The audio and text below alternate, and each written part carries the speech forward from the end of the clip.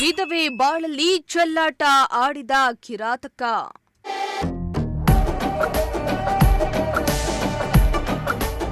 ಮದುವೆ ಆಗ್ತೇನೆ ಎಂದು ನಂಬಿಸಿ ಗರ್ಭಿಣಿ ಮಾಡಿ ಮೋಸ.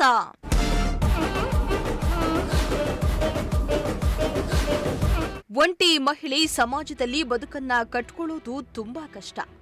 ಅದರಲ್ಲೂ ಜೊತೆಯಲ್ಲಿ ಮಗು ಇದ್ರಂತೂ ಬದುಕೋದು ಕಷ್ಟ. ಅಂಥದ್ರಲ್ಲಿ ಕಷ್ಟಪಟ್ಟು ದುಡಿದು ಬದುಕನ್ನ ಕಟ್ಕೊಳ್ತಾ ಇದ್ದ ಮಹಿಳೆ ಬಾಳಲ್ಲಿ ಇಲ್ಲೊಬ್ಬ ಕಿರಾತಕ ಚೆಲ್ಲಾಟ ಆಡಿದ್ದಾನೆ. ಆಕೆ ಗಂಡನನ್ನ ಕಳೆದುಕೊಂಡು ಮಗಳ ಜೊತೆ ಜೀವನ ಮಾಡ್ತಾ ಇದ್ಲು. ಮಗಳ ವಿದ್ಯಾಭ್ಯಾಸಕ್ಕಾಗಿ ಖಾಸಗಿ ಕಂಪನಿಯಲ್ಲಿ ಕೆಲಸ ಮಾಡ್ತಾ ಇದ್ಲು. ಈ ವೇಳೆ ವ್ಯಕ್ತಿಯೋರ್ವ ಪರಿಚಯವಾಗಿದ್ದು ಬಾಳು ಕೊಡ್ತೇನೆ ಎಂದು ಪುಸ್ಲಾಯಿಸಿ ಮದುವೆಯನ್ನು ಆಗಿ ಗರ್ಭಿಣಿ ಮಾಡಿ ಈಗ ಕೈ ಕೊಟ್ಟಿರೋ ಘಟನೆ ಚಿಕ್ಕಬಳ್ಳಾಪುರದಲ್ಲಿ ನಡೆದಿದೆ.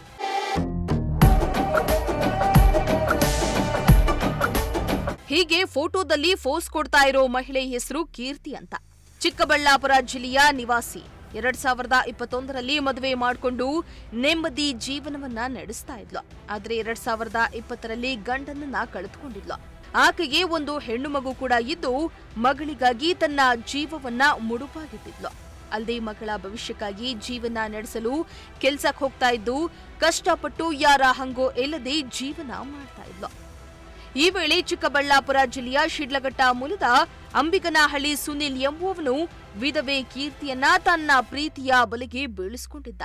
ನಿನ್ನನ್ನೇ ಮದುವೆಯಾಗ್ತಾನೆ ಹಾಗೂ ಆಕೆಯ ಮಗಳನ್ನ ನೋಡ್ಕೊಳ್ಳೋದಾಗಿ ಭರವಸೆಯನ್ನ ಕೊಟ್ಟಿದ್ನಂತೆ.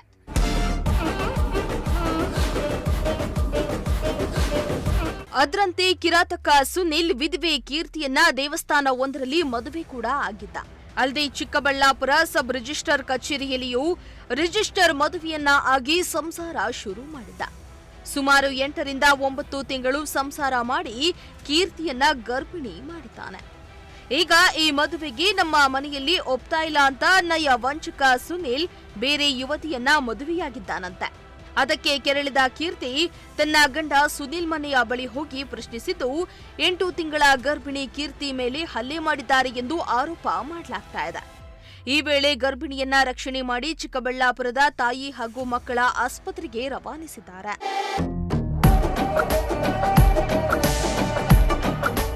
ಇನ್ನು ಮಗಳ ಜೊತೆ ನೆಮ್ಮದಿಯಾಗಿದ್ದ ವಿಧವೆಯ ಬಾಳಲ್ಲಿ ಬೆಳಕಾಗ್ತೇನೆಂದು ನಂಬಿಸಿದ ಯುವಕ ಈ ಹಿಂದೆಯೂ ಮದುವೆ ಬೇಡ ಎಂದಿದ್ದ ವಿಚಾರಕ್ಕೆ ಚಿಕ್ಕಬಳ್ಳಾಪುರ ಮಹಿಳಾ ಪೊಲೀಸ್ ಠಾಣೆ ಮೆಟ್ಟಿಲೇರಿದ್ರು. ಇದೇ ವೇಳೆ ಕೀರ್ತಿಯನ್ನ ಚೆನ್ನಾಗಿ ನೋಡ್ಕೊಳ್ತೇನೆಂದು ಸುನಿಲ್ ಪತ್ರದಲ್ಲಿಯೂ ಸಹಿ ಹಾಕಿದ್ದ. ಆದ್ರೆ ಈಗ ಮತ್ತೆ ಗರ್ಭಿಣಿ ಪತ್ನಿಗೆ ಕೈಕೊಟ್ಟು ಮತ್ತೊಬ್ಬ ಯುವತಿಯನ್ನ ಮದುವೆಯಾಗಿದ್ದಾನೆ ಎಂಬ ಆರೋಪ ಕೇಳಿಬಂದಿದೆ.